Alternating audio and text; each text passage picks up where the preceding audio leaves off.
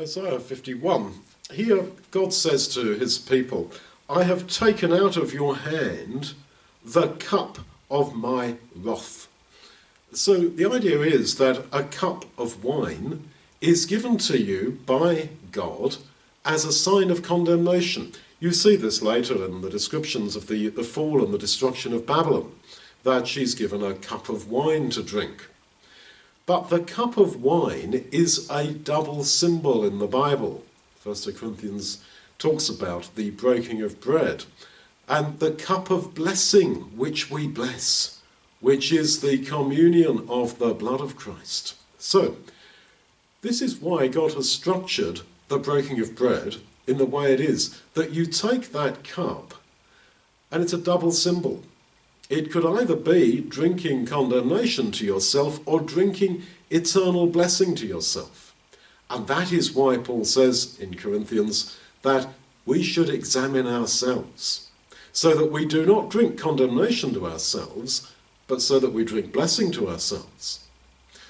And so you see how we are brought by the breaking of bread, and in fact by everything in life, you're brought up against a T intersection.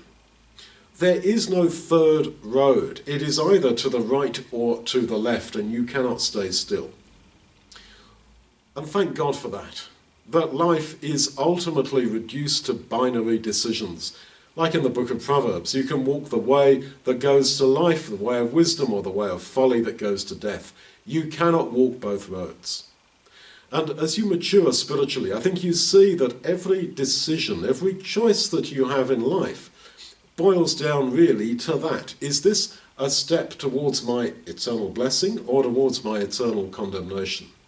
And you don't agonize over decisions so much, because you intuitively sense, look, I'm on the road to life. If I'm on the road to life, I'm not going to do something that means I'm going back on the road to death. Only forward. This is the way. There is only ultimately one way, one truth, because the Lord Jesus is the only way, the only truth, and the only life eternal.